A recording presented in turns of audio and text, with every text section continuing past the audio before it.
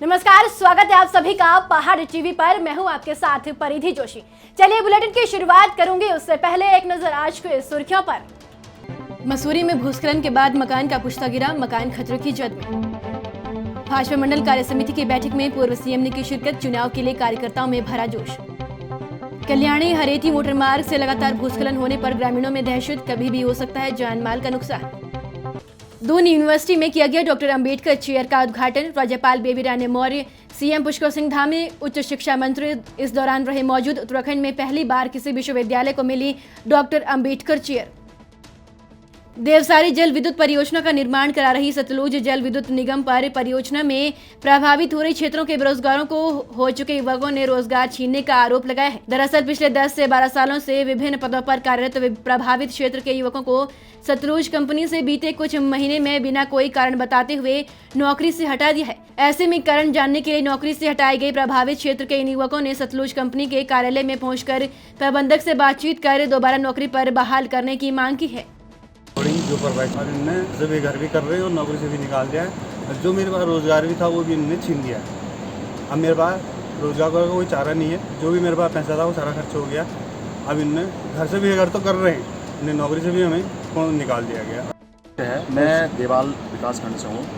परियोजना यहाँ पे 2006 में आई थी, 2008 से मैंने काम स्टार्ट किया है। मेरे पास 13 साल इस परियोजना में हो चुके हैं। और बात यह है कि हम इतने सालों से यहाँ पे प्रोजेक्ट में काम कर रहे हैं। प्रोजेक्ट में काम करने के बावजूद हमें जो है 29 मार्च 2021 को हमारे हाथ पर लेटर बतौर दिया जाता है कि बोला कल काम पे नहीं आइएगा, जबकि भारत सरकार का लॉ नियम ये बोलता है कि 1 महीने पहले का उसको लेटर दिया जाता है कि आपको अपना काम हम छोड़ने जा रहे हैं और आप जो इस काम को कल अब 1 महीने बाद आप उसको छोड़ोगे। जो हमारा जीवन की देवसारी जल विद्युत परियोजना है, इसमें उपनल के थ्रू हमने कुछ लोग यहाँ रखे हुए थे। उपनल के साथ हमारा कॉन्ट्रैक्ट था। उस कॉन्ट्रैक्ट की अवधि समाप्त हो गई। चूँकि उस कॉन्ट्रैक्ट की अवधि समाप्त हो गई थी तो उपनल द्वारा उन लोगों को निकाल दिया गया और उपनल ने उनके लेटर में लिखा है कि जब कभी उन्हें कहीं ज़रूरत होगी तो उपनल उन लोगों को ले लेगा।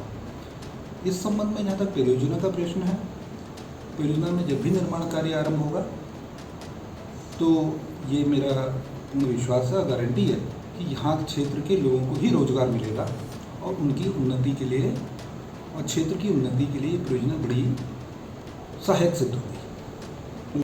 जो लोग मेरे से मिलने हैं उन्हें सारी यथास्थिति वस्तु स्थिति से अवगत कराया गया है और मैं तो अभी भी कहूँगा कि परियोजना का निर्माण कार्य करने में सभी लोग हमारी मदद करें, तो ताकि उन्हीं को नहीं बाकी क्षेत्र के अन्य युवाओं को भी रोजगार मिल सके।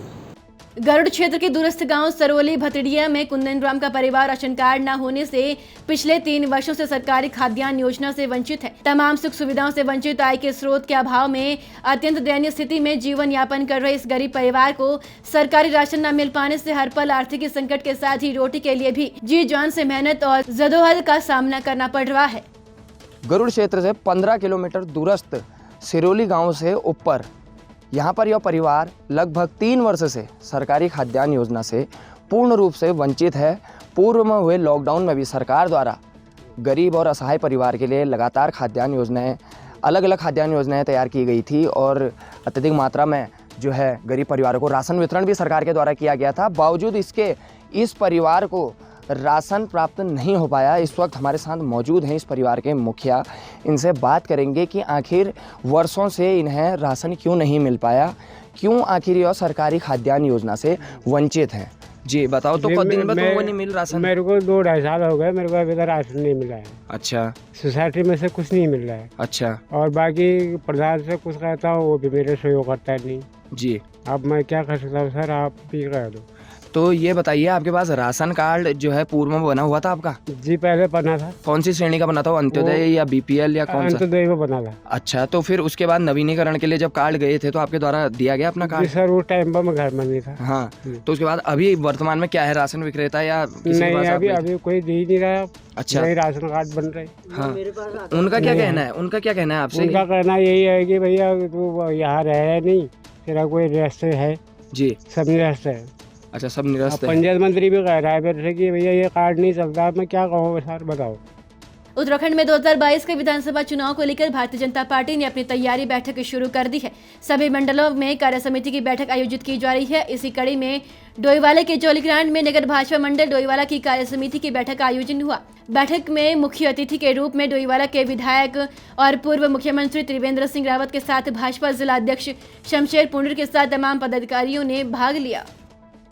सफाई कर्मचारियों की मांगों को लेकर राज्य सफाई कर्मचारी आयोग के उपाध्यक्ष अजय राठौर ने कहा कि सफाई कर्मचारियों में सेवानिवृत्त और मृत्यु होने के बाद जो पद मृत घोषित हो रहे थे वह जल्दी पुनर्जीवित किए जाएंगे। इसके अलावा खाली पड़े संविदा और स्वच्छता समिति में कार्यरत सभी कर्मचारियों को जिनकी सेवा 10 वर्ष हो चुकी है उन सभी कर्मचारियों को भी नियमित करने पर सहमति बनी है। राज्य सफाई कर्मचारी आयोग के उपाध्यक्ष और शहरी विकास मंत्री सफाई कर्मचारियों की मांगों को लेकर मुख्यमंत्री से देहरादून में मिले थे, जिसके बाद कई बिंदुओं पर सहमति बन चुकी है। देखिए, सबसे बड़ी दिक्कत और सबसे बड़ी परेशानी जो थी, जिससे सफाई कर्मचारी का पूरा परिवार आहत हो रहा था और पूरा प्रदेश उससे परेशान था सफाई कर्मचारियों का।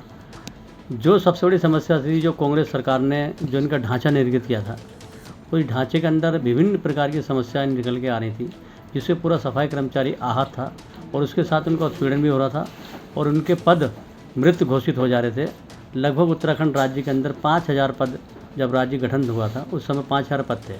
धीरे धीरे वो सृजित पद आज की तारीख में लगभग 3000 के करीब बचे हैं और 2000 पद लगभग वो मृत घोषित हो चुके हैं। माननीय मुख्यमंत्री जी ने इसमें ढांचे में परिवर्तन करके इस ढांचे में परिवर्तन किया जाएगा और जो ऐसे बिंदु हैं जिससे सफाई कर्मचारियों का सीधा नुकसान हो रहा है, उन्हें हानि पहुंच रही है या उनके साथ उत्पीड़न हो रहा है, उन बिंदुओं को समाप्त करके उनके हित में जाएगा। ये माननीय मुख्यमंत्री जी ने आश्वासन दिया है और उसे कैबिनेट में ले जाने के लिए माननीय मुख्यमंत्री जी ने दिशा निर्देश दिए हैं। गरुड़ क्षेत्र से 15 किलोमीटर दूरस्थ गांव सरोली में एक परिवार आवासीय भवन देवी आपदा का भेंट चढ़ गया। दुर्घटना के समय परिवार के किसी भी सदस्य के घर पर मौजूद न होने से जान माल की हानि होने से बच गई। दियोनाई घाटी के दूरस्थ गांव सरोली भतियाड़ के निवासी कुंदम भेड़ा ने बताया कि बीती सुबह बरसात के अचानक भवन भरभरा कर गिर गया। दैनिक स्थिति में जीवन यापन कर रहे कोरोना काल में नौकरी गंवा चुके कुंदम ने बताया कि आर्थिक संकट से लगातार जूझ रहे परिवार के सामने एक और संकट खड़ा हो गया है। मकान ध्वस्त होने के बाद परिवार द्वारा पड़ोसी घर में शरण ली गई है। अभी ये मकान का भी मैं पहले इसमें चीरे हुए पड़े थे, मैंने उस टाइम भी इसकी भी करी थी। इससे पहले दी थी आपने सूचना इसके कितनी बार सूचना दी थी मैंने, पहले वहाँ को भी बोला था। जो पहले वाले पटवारी साहब जिसके रिटायर हो गया वो भी देख गए एक बार। उसके बाद से बीच में अभी जो नए वाले पटवारी जी आए थे, इन्होंने बोला बेटा तेरा मकान ख़राब हुआ है, तो ये करना अपने इसमें जो खाने पीने की अपनी चीज़ें तो निकाल लेना, बच्चों को इसमें नहीं सुलाना। हम सुबह के टाइम मॉर्निंग के टाइम में सोए थे, रात को बारिश तेज़ होने के कारण से पूरी ऊपर लाइनिंग जो इसकी छत से लाइनिंग जो दीवारों पर पानी आ गया था, पानी आने के कारण से पूरी दीवार गीली हो गई थी। सुबह 9 साढ़े 9 बजे के टाइम में एकदम के आगे की दीवार पहले भाई की तरफ से चलेगी, वो दीवार तो पूरी आगे एक ही वो था, उसके बल्ली मतलब अलग अलग थे, वो दीवार हिली। दीवार हिलने के बाद से ये दीवार का गिरा पूरा पोर्शन, ये आगे आ गया। वो तो बच्चे अच्छे हमारे अंदर थे, कोई उधर बच्चे स्कूल के लिए तैयार हो रहे थे, वहाँ से जा रहे थे, मैंने बच्चों को बाहर निकाला। फिर हमारे चाचा जी भी आ गए थे ऊपर से, फिर इनका लड़का भी आ गया था, उन्होंने करा। फिर भाई हमारी बहू जो है मायते की, मतलब त्यौहार से पहले वो मायते में बच्चे उनकी।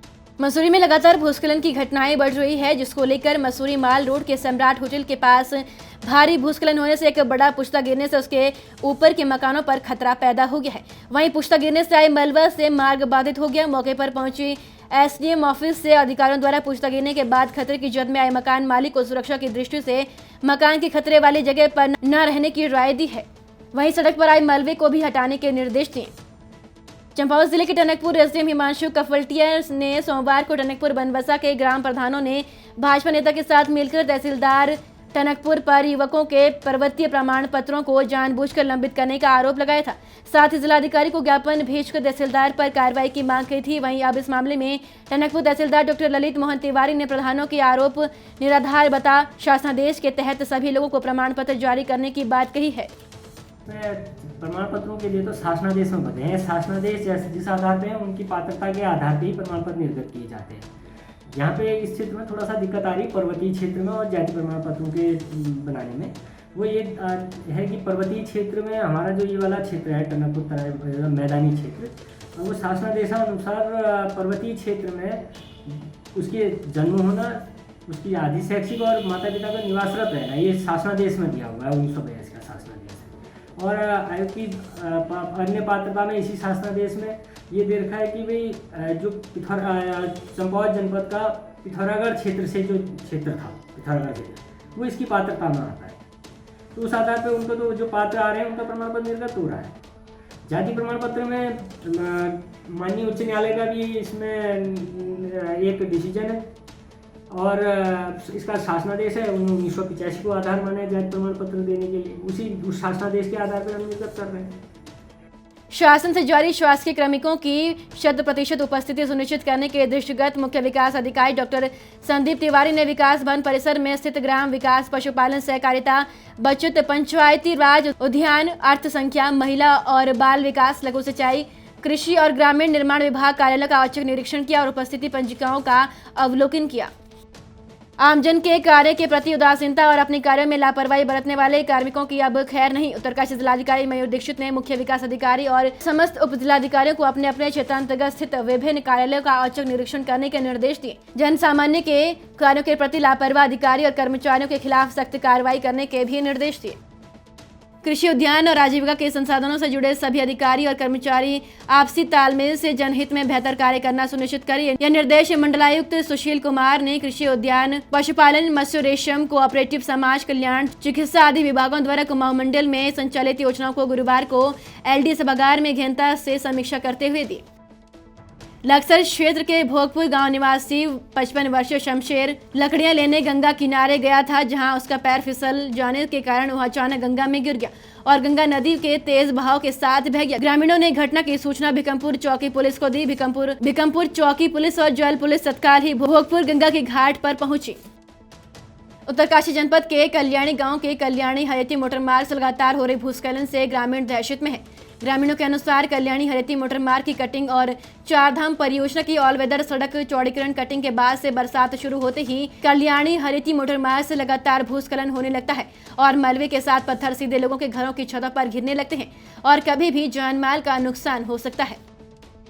जिलाधिकारी धीरज सिंह गब्रियाल ने अपने कार्यालय हल्द्वानी में जनता दरबार में समस्याएं सुनी और मौके पर निस्तारण किया। बता दें कि हल्द्वानी निवासी खेड़ा गोलापार ममता आर्य ने जनता दरबार में अपने दुख प्रकट करते हुए बताया कि उनके पति का कोरोना के कारण मई में निधन हो गया, जिसके बाद प्राथमिक असहाय और बेसहारा हो गई है। ममता आर्य की समस्या को गंभीरता से लेते हुए जिलाधिकारी धीरज सिंह गब्रियाल ने डॉन बॉस्को स्कूल 2 गाँव में स्कूल प्रबंधन से वार्ता कर ओम कुमार और आरोही आर्य का दाखिला कराया। साथ ही वात्सल्य योजना में भी लाभ दिलाने के निर्देश प्रोबेशन अधिकारी को दिए।